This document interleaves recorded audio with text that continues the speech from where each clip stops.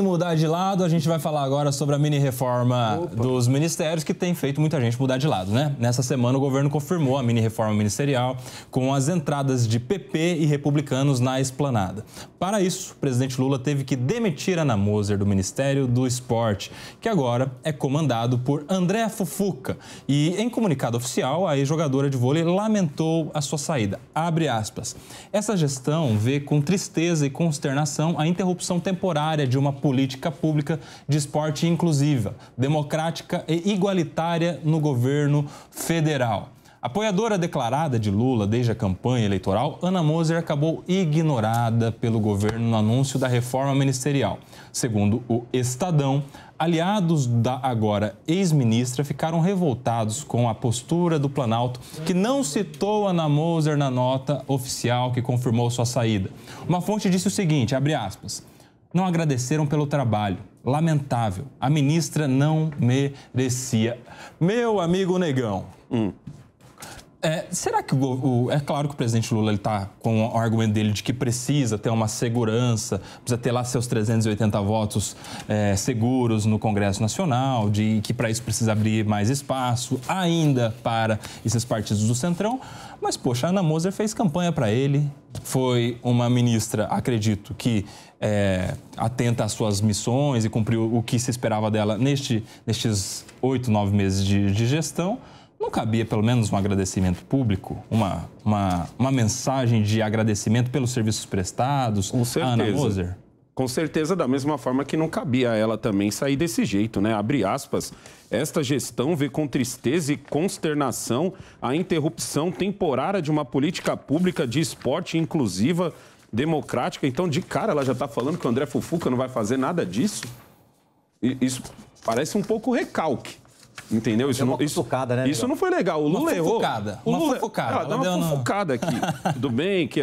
O que eu acho, o Kobayashi, é que eu vejo sempre com tristeza, eu até comentei isso no último Linha de Frente, que é uma tristeza a gente ver que voltamos para o Brasil lá de 1990, para o Brasil de 2000, de 2010, onde tinha aquela coisa quase glamurosa de um partido se orgulhar de ter ganho tantos ministérios, porque ele vai apoiar o governo só porque ele ganhou os ministérios, e não se o governo tem uma pauta boa ou não, e não se o governo tem um projeto bom ou não. Aqui na mesa a gente tem um deputado federal, que o partido dele é base do governo, mas ele vota justamente com esse pensamento que eu acho legal.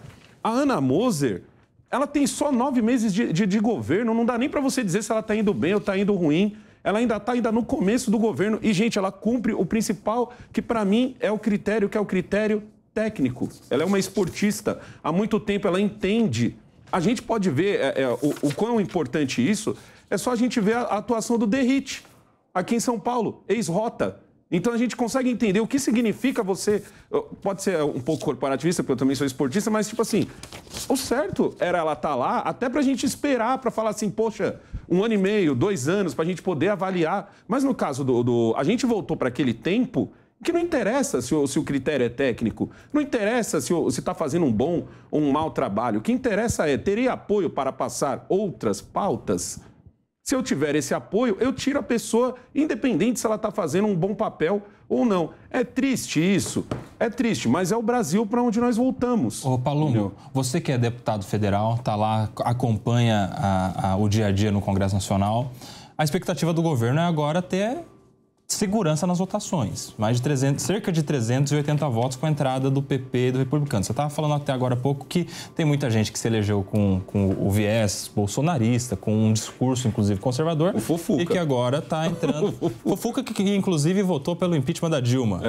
Tem esse detalhe. Como é que vai ser agora lá no Congresso Nacional nessas votações? O governo já tem segurança para passar tudo o que quiser ou você acha que ainda vai ter alguma resistência? Porque o presidente do Partido Progressistas, o Ciro Nogueira, diz que não. Diz que ele, por exemplo, é contra isso. Ele é contra, mas ele é presidente do partido? Ele é contra o presidente do partido, ele não garante isso. Nem e tem aquela conversa na Câmara de que não, vai apoiar causas que eles concordem, mas não é tudo também, não adianta vir com essa confiança toda. Você que está lá dentro, como é que você enxerga isso? Eu falei isso no programa do Pânico quando eu era vereador. As pessoas estavam animadas com o Congresso. Não, o Congresso, a maior parte é de direita. Eu falei assim, não se animem tanto, Porque o tempo vai mostrar que a maior parte desses deputados e senadores que se elegeram nas costas do Bolsonaro, eles vão se vender pelos pseudos encantos do poder. Tá aí. A oposição está diminuindo paulativamente. Está diminuindo dia após dia. E quem manda nesse país, eu já falei isso inúmeras vezes, não é o governo federal, não é a direita, não é a esquerda. O Lula precisa do central. Então ele descartou a Moser como se não fosse absolutamente nada. Uma tremenda falta de respeito. Isso sim é ingratidão. Porque ela fez o L a campanha inteira e foi simplesmente descartada. Porque o Lula precisa atender os interesses dele.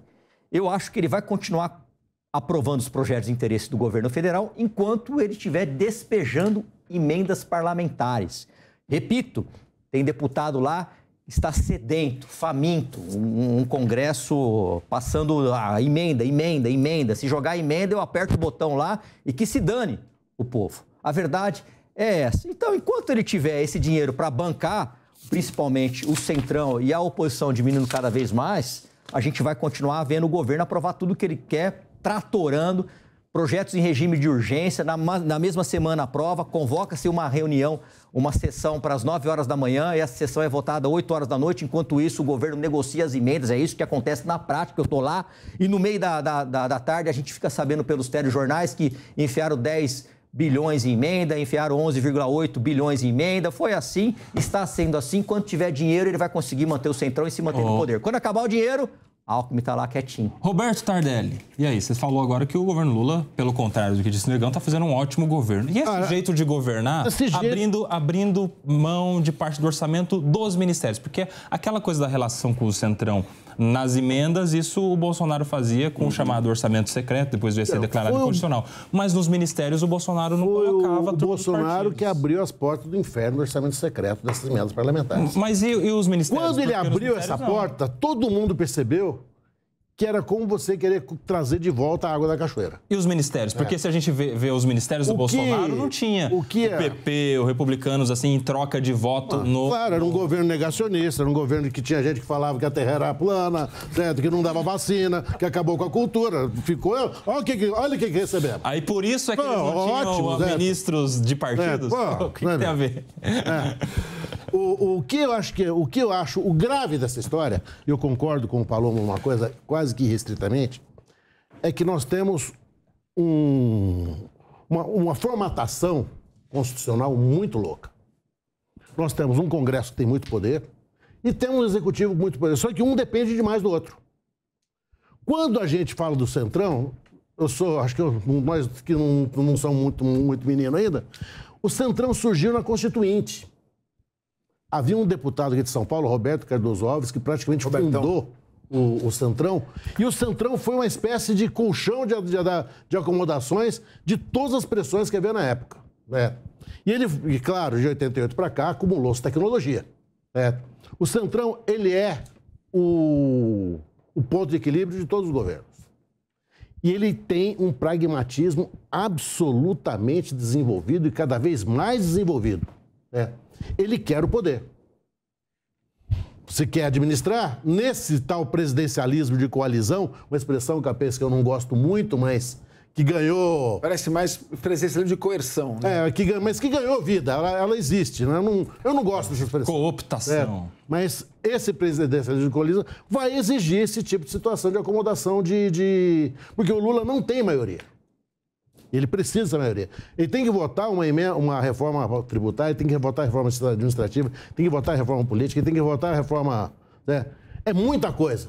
Se ele não tiver isso, ele vai ficar no... E aí, Capês, saiu Ana Moser, ministra dos Esportes. Só um minuto. Saiu Ana Moser, ministra dos Esportes, e saiu Márcio França dos Portos e Aeroportos. Quer que eu já comente tudo?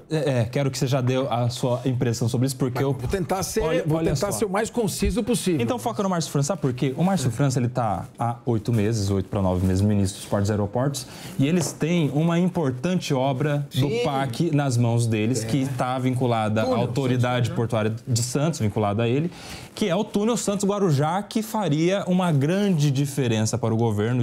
Isso na verdade, era a bandeira, era que o Márcio França queria entregar na sua gestão, mas não dá nem tempo de começar, né? Já teve que entregar. E aí? Deixa eu só fazer um comentário, vou responder o que você me perguntou. Olha, em primeiro lugar, em política não existe gratidão. Lealdade quase nunca. Gratidão, nunca. Você não vale pelo bem que você causou, mas pelo mal que você pode provocar.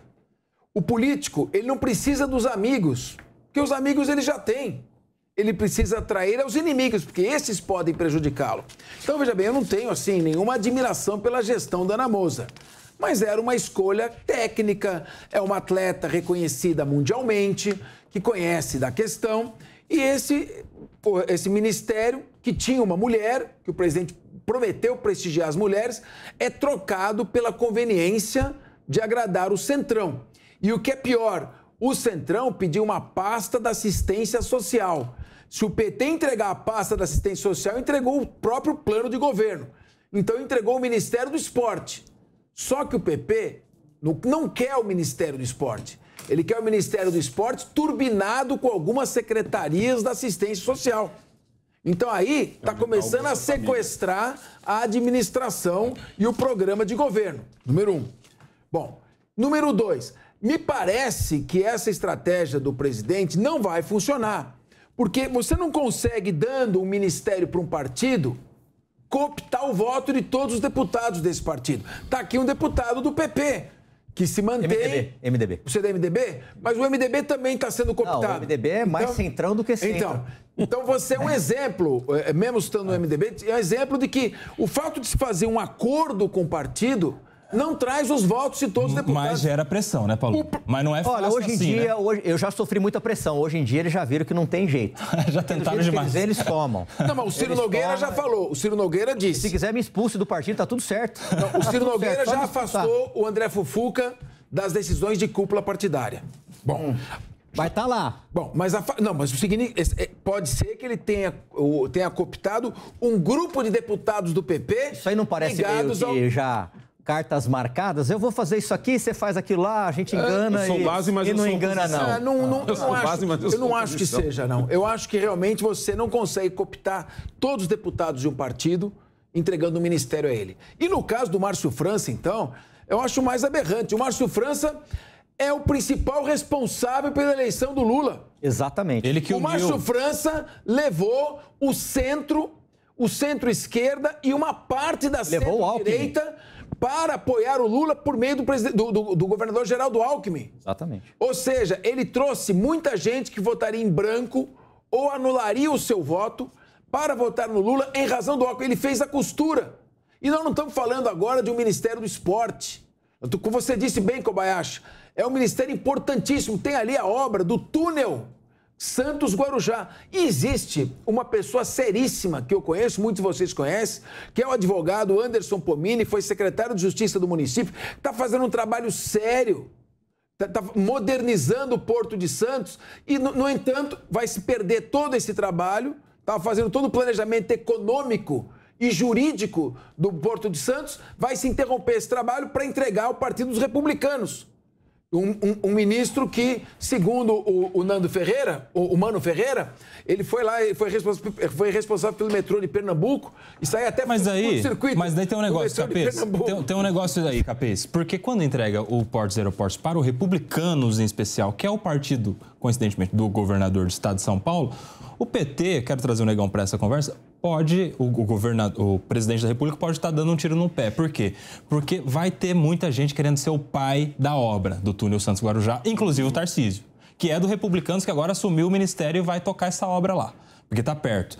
Não está o presidente Lula dando de bandeja para o Tarcísio uma obra para depois ele chamar de sua, Negão? Não pode ser um tiro no pé? Foi a ironia que o Márcio França fez na sua despedida. Exatamente. Eu estou de acordo, o Lula está se aproximando do governador Tarcísio. O Lula tá vendo, amador, né? O Lula tá vendo que não vai valer a pena brigar com o Tarcísio, porque o Tarcísio vai fazer um bom governo, já está fazendo um bom governo. O Tarcísio é mais aguerrido, ele tá mostrando serviço, a gente viu pelo que aconteceu lá no Guarujá. Você pode ver que pouca gente está até diminuindo as críticas um pouco, né? Principalmente pelo que está acontecendo na Bahia, que estão fingindo que não está acontecendo nada. Mas tudo bem. É verdade. Para o Lula, é vantagem esse trabalho do Tarcísio, porque ele com certeza vai também chamar essa obra de sua. É assim que funciona aqui no Brasil. Ele vai fazer um pouco, né, porque também tá essa briga do Republicanos, que uma hora diz que não vai pegar ministério, outra hora vai pegar ministério, agora já tá se encostando. Pegou o Ministério dos Portos e Aeroportos e também a FUNASA, Exatamente. foi recriada debaixo do guarda-chuva do Ministério da Saúde para atender o interesse de nomeação de cargos nessa importante estatal, que tem muito dinheiro, tem o orçamento na mão, tem isso também. Eu não concordo com você quanto ao tiro no pé, muito pelo contrário, mano. Eu acho que ele está dando... esse ministro está fazendo ali uma boa jogada, né? Olha só, eu falando que o Lula está fazendo uma boa jogada, e é mesmo, gente. Estrategicamente, ele vai dar na mão de quem vai trabalhar, de quem vai entregar, e pode apostar que ele vai estar lá no dia da inauguração, e também pode apostar que se essa obra ficar pronta, acho que não, né? Porque essa obra é uma obra um pouco mais longa, ele pode muito provavelmente usar na sua reeleição. Pega isso que eu estou falando. Ele pode muito bem usar isso daí na sua campanha para reeleição. Se o Tarcísio vier como presidente. Mas tudo indica... Eles vão dividir a obra. Eles vão dividir a obra. Tardelli, mas e aí a gente vê essa saída do Márcio França do Portos e Aeroportos, vai para onde? Para um ministério recém-criado, que é um ministério, salvo engano, de pequenas e médias empresas, ou micro e pequenas empresas, alguma coisa assim. Não, tirou o micro, pediu para tirar o micro. É pequena só. Pequenas e empreendedorismo, o que vai ser uma sala ao lado do Geraldo Alckmin no ministério uma espécie de secretaria do Ministério de Indústria, Serviços e Comércio, que é do vice-presidente Geraldo Alckmin. E aí a gente teve nessa semana também um encontro. Um encontro entre o presidente e o vice, cuja a pauta não foi divulgada e que provavelmente envolvia esse assunto. Até porque havia, inclusive, a expectativa do próprio Geraldo Alckmin deixar o Ministério de Comércio, Indústria e tal, talvez para abrir para o próprio Márcio França, e acredito que, diante dos resultados, o Geraldo Alckmin não tenha aceitado isso. Mas o Geraldo Alckmin, nessa condição de vice-presidente, se ele sai do ministério, ele não cai para cima? Ele não volta a ser vice-presidente de tudo e aí se relaciona com todas as pastas? Como que você vê essa relação do Geraldo Alckmin nessa... Vice-presidente é de tudo e é de nada também, porque é vice. Pois é, mas daí ele tem fala... caneta. Mas daí quando ele vira ministro só de indústria, ele não dá muito pitaco na saúde, no esporte. Eu imaginei que o vice-presidente fosse uma espécie daquele coringa que o presidente pudesse manipular, até porque ele é vice-presidente. Um dos problemas do governo Lula é que ele colocou presidenciáveis demais no governo. É difícil para ele, por exemplo, se tiver que demitir a Simone Tebet, não tem como. Se tiver que demitir o Flávio Dino, não tem como. O próprio Haddad, não tem como. O Geraldo Alckmin não pode demitir porque é vice. Então ele poderia manipular o cargo do Geraldo. Eu imaginei que fosse essa troca. O Márcio França saísse dos portos e aeroportos e fosse para o Ministério do Alckmin e o Alckmin ficasse com um grande coringa rodando, certo? O acerto não foi esse. Eu fico triste com a saída da Ana Moser, porque acho que no Brasil não tem quem não seja fã da Ana Moser. A Ana Moser é uma dessas pessoas assim que fez parte de uma geração... Todo mundo viu aquela seleção de vôlei brilhar nas Olimpíadas, né? A gente saiu do nada, a gente era ninguém, o Brasil não ganhava nada. Era alguém isoladamente ali. Merecia mais respeito, então, né? Certo, eu acho. Do presidente Lula. A gente não sabe o que vai rolar ainda. Eu acho que tá muito... Já rolou, foi demitida. Foi demitida. Não tem mais o que rolar. Agora, mas eu acho que não. Cada um segue o seu caminho. Eu acho que as coisas não funcionam assim. A gente já viu essa ciranda girar de outra forma. Ela se mostrou consternada. Inconformada, talvez. Eu acho que o inconformismo dela é o inconformismo da pessoa que se viu preterida. Não dá para você condenar a namoro. Falar assim, olha, ela não pode ser satisfeita. Sabe? Olha, eu tenho a honra de dizer que eu acabei de ser... Ela é vítima desse sistema. Alguém ia ter que pagar essa fatura. E o que eu acho é o seguinte, o grande problema de você ter essa coalizão, de tentar trazer o partido, eu concordo com o Capês, olha, você está trazendo o partido, oferecendo o ministério que vai ser ocupado por um e o outro que claro, vou ficar com ciúmes. Você vai sempre que, toda vez, isso o Freud já dizia, né? Sempre que você faz uma opção, você tem uma perda. Psicanálise, hein? Certo. Isso aí.